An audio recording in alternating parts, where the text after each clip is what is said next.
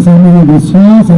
आज सरकार में माननीय मुख्यमंत्री की कृपा से आज मैं वन मंत्री में हूँ, तो वन मंत्री के रूप में आपकी सेवा करने का मुझे सत्ता के साथ सौभाग्य पहली बार मिलेगा। इसलिए आप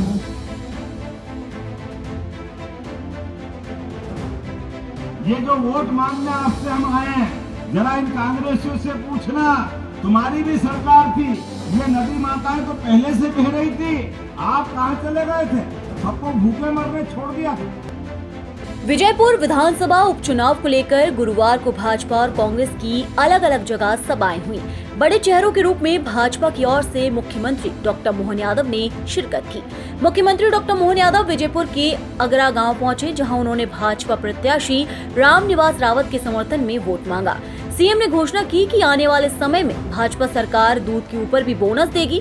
उन्होंने गौमाता पर अत्याचार करने वालों को 7 साल की सजा का प्रावधान कराने का भी जिक्र किया। सीएम ने कहा कि कांग्रेस के समय में यहाँ डाकू घूमते थे, उन्होंने डाकुओं के दम पर अपने लोगों को जिताया। सीएम ने अपने भाषण में पाकिस्तान का भी जिक्र किया। उनका कहना था कि आज मोदी की सरकार पाकिस्तान में घुसकर आतंकियों को मारती है। कार्यक्रम में कुंवर गोपाल सिंह के साथ धाकड़ समाज कई लोग कांग्रेस से भाजपा में शामिल हुए। वहीं इस दौरान हमारी टीम ने सभा में पधारे लोगों से 1-to-1 चर्चा की। विजयपुर का माहौल गरमाया हुआ है। उपचुनाव कांटे की टक्कर का बताया जा रहा है। आइए जानते हैं क्या कुछ माहौल है, क्या लग रहा है? कोई कांटे की टक्कर का नहीं है। भारतीय जनता पार्टी के विकास के बारे में मुझे लगता है सभी लोग जानते हैं, यहाँ की जनता भी बहुत अच्छे से जानती है कि भारतीय जनता पार्टी ने विकास किया है। 2003 के पहले मध्य प्रदेश को बहुत ठीक से सभी लोगों ने देखा था, बीमारू राज्य था। आज स्थिति देख रहे हैं मध्य प्रदेश की, सड़कों के जाल बिछाने का काम किया है, बड़े से बड़े काम किए हैं तो भारतीय जनता पार्टी ने किए हैं। अच्छा, यहाँ जो कांग्रेस प्रत्याशी है आदिवासी समुदाय से आते हैं, जीत का दावा कर रहे हैं, कह रहे हैं कि 3 सालों में बहुत काम करेंगे। ये जनता बहुत ठीक से जानती है कि आने वाले समय में कैसे काम होगा। सबको पता है कि सरकार भारतीय जनता पार्टी की है, तो विकास तो सरकार ही करा पाएगी और पहले भी काम किया है, वो सभी लोग बहुत ठीक से जानते हैं। जनता समझदार है और भारतीय जनता पार्टी जीतेगी प्रचंड बहुमत से। ऐसे क्या काम है जो विजयपुर के लिए भारतीय जनता पार्टी ने कर दिए हैं तो जनता उनको चुनकर लेके आ? अभी 1000 करोड़ के काम तो स्वीकृत हो चुके हैं। चैटीखेड़ा जैसा डैम, जिससे कि वाटर लेवल बहुत अच्छा हो जाएगा यहाँ का।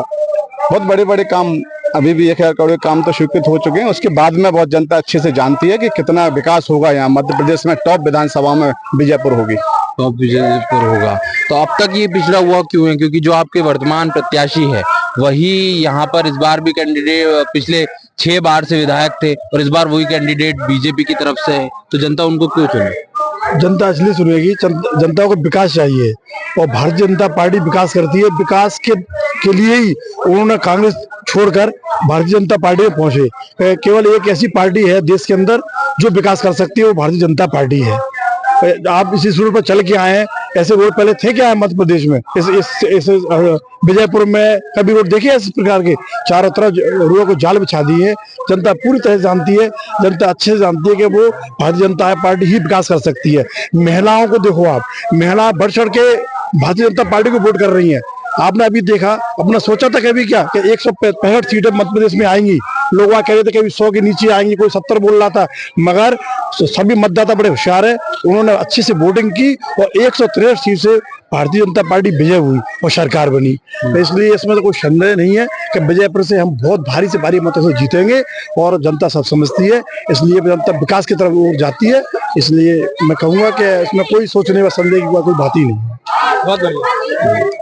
तो ये कहना है विजयपुर के लोगों का कि यहाँ पर भारतीय जनता पार्टी की जीत होगी, भारतीय जनता पार्टी का माहौल है। और जानने की कोशिश करेंगे क्या कुछ लग रहा है आपको, क्या कुछ माहौल है, क्या मुद्दे हो सकते हैं, क्या कारण? बहुत बढ़िया माहौल है और परम आदरणीय रामनिवास रावत जी यहाँ भारी बहुमत से विजयी बने होंगे, क्योंकि उन्होंने कांग्रेस से आने का एक ही कारण है उनका, यहाँ की क्षेत्रीय, क्योंकि पिछड़ा हुआ इलाका है हमारा सोपोर, तो हमेशा से ही वो विपक्ष में रहे। इस वजह से उन्होंने सोचा कि मैं मेरा लास्ट वो चल रहा है राजनीति का दौर, तो उस कारण मैं कहीं ना कहीं अपनी क्षेत्रवासियों के लिए कुछ अच्छा विकास कर जाऊं और मेरी जो आगे की हमारी क्षेत्र की जनरेशन है उसके लिए कहीं ना कुछ अच्छा भविष्य देख सके। कांग्रेस के सभी नेता बार बार यहाँ आ रहे हैं, जीतू पटवारी आ रहे हैं, पूर्व मुख्यमंत्री आ रहे हैं, पूरा दमखम लगा रहे हैं, क्या सर?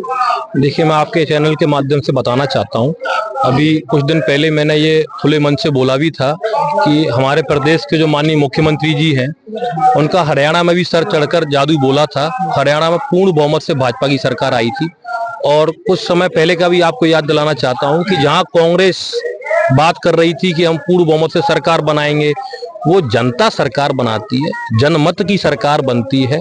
163 सीट हमारी भारतीय जनता पार्टी की आई थी। ये तो उपचुनाव है, जनता तैयार बैठी है, आप वोटिंग होने दीजिए। आप देखिए रामनिवास रावत जी रिकॉर्ड मत से चुनाव जीतेंगे। क्या दावा है, कितने वोटों से जीत सकते हैं, क्या दावा है आपको? रामनिवास जी चुनाव जीतेंगे, 30-40 हजार वोटों से चुनाव जीतेंगे। तो आप देख ही रहे हो कितनी जनता है। कह रहे हैं कि जो कांग्रेस प्रत्याशी उनको 44,000 वोट तो निर्दलीय होते हुए मिल गया था, तो इस बार तो कांग्रेस भी साथ है, तो आराम से वो चुनाव निकाल लेंगे। ये तो सिर्फ 18,000 वो 44,000 जो मिला था तो 23 में क्यों नहीं जीते थे? और पिछले चुनाव और भी लड़े उनने, राज्य मंत्री का निगम का वो भी रहा उनका दर्जा। रामनिवास जी जनता के सेवक है, वो ही चुनाव जीते। एक बात और मैं कहना चाहता हूँ, अगर ये मल्होत्रा जी निर्दलीय चुनाव लड़ते तो हम मान भी सकते थे कि शायद टक्कर कुछ लेते, लेकिन कांग्रेस में आते ही इनके तो गड्ढे में चले गए। ये मान लीजिए, जो कांग्रेस में गया वो गड्ढे में चला गया। इसलिए सभी जनता से भी हम लोग आग्रह करना चाहते हैं आपके चैनल के माध्यम से कि भ्रमित होने की आवश्यकता नहीं है। भारतीय जनता पार्टी वोट करें। माननीय मुख्यमंत्री जी के नेतृत्व में जो जादू हरियाणा में चला, महाराष्ट्र में भी चलने वाला है। उपचुनाव में तो चलना ही चलना है। तो रामनिवास रावत जी निश्चित रूप से भारी बहुमत से, रिकॉर्ड मत से चुनाव जीते। तो ये कहना है कि जो कांग्रेस में गया वो तो गड्ढे में गया। हर एक अपडेट के लिए बने रहिए हमारे के बाद क्या माहौल है, जनता क्या कह रही है, जानने की कोशिश करते हैं। क्या माहौल है? अच्छा माहौल है। किसके प्रति लग रहा है आपको कि कौन जीतेगा? रामनिवास जीतेगा। इतने टाइम से वो जीतते आ रहे हैं, क्या जनता में विरोध नहीं हुआ उनका? ऐसा क्या काम किया है कि आप कह रहे हैं कि वो जीतेंगे? सब चोरी करो वाने, हाँ, सब बढ़िया करे। जैसे कहीं काना करे वाने, पानी लाइट सब तो कर रहे हैं। हाँ। अच्छा, जीतेगा, वही जीतेंगे कि भारतीय जनता पार्टी का इतना बड़ा दावा? नहीं, रामनिवास रावत जी जीतेंगे। पहले कांग्रेस में तो उनका वोट बैंक बदलेगा, इस तरफा जीतेंगे, एक तरफा। जो कांग्रेस को वोट करते आ रहे थे वो लोग अब वो भाजपा को वोट करने लगे। भाजपा में आ गए, बिल्कुल रामनिवास जी के संग ही है। तो रामनिवास जी के संग है। इतना तेज क्यों है जनता में? आप इतना कॉन्फिडेंट क्यों है? कारण क्या है? अच्छा है वो, अच्छा नेता है, अच्छा नेता है, अच्छा नेता है, काम करने वाला वर्कर आदमी है। लग रहा है फूल वाला ही जीतेगा। फूल वाला जी ऊपर से नीचे तक शासन उसी की है। हाँ, बढ़िया काम चल रहा है। क्या काम ऐसे किए हैं, क्या काम चल रहा है? सब बढ़िया चल रहा है, अच्छा काम, रोड बन गया डबल। जो पार्टी हिंदुओं को हिंसक बताती है, मंदिरों में छेड़ा छकुरी करने जाते हैं, ये बताती है, उस पार्टी के लिए कैसे वोट देते हैं हम हिंदुओं के? कैसे भी कांग्रेस के लिए जाके पीएन राम देगी ताक वोट कदापि ना देगी वो। तो आप जो है हिंदू हैं तो बीजेपी को वोट? बीजेपी के लिए वोट करेंगे, वो हिंदुओं के पक्ष में है पार्टी, उसी के लिए वोट देंगे हम लोग। माहौल रामनिवास जी का है। बीजेपी की लाडली बहना योजना बहुत ही कारगर सिद्ध हुई है और सभी मेला 3,000 रुपए तो करे ही नहीं, उन्होंने बोला था अभी। तो वो तो सब चीज धीमे धीमे होती है, ऐसा तो कहा नहीं था 3,000 एक कर देंगे, ये तो कहा नहीं था। माननीय शिवराज सिंह चौहान जी ने योजना चालू की थी, ऐसा वो कह के नहीं, धीरे धीरे हमारे 5 साल में सरकार ऐसा करेगी। 3,000 हर मंथली मिल रहा है, 1250 रुपए लाडली बहनों के लिए हर मंथली परमानेंट 1 महीने में पहली रेट में मिल जाती है। लेकिन कांग्रेस की नेता बार बार दावे कर रहे हैं, बड़े बड़े नेता आ रहे हैं, बहुत कह रहे हैं कि हम ही जीतेंगे, घेर रहे हैं। अब कांग्रेस के पास है क्या उपचुनाव में, है क्या देने के लिए? जब सरकार कुछ नहीं कर पाएंगे, सरकार भी उस टाइम दे नहीं पाई, अब क्या देंगे?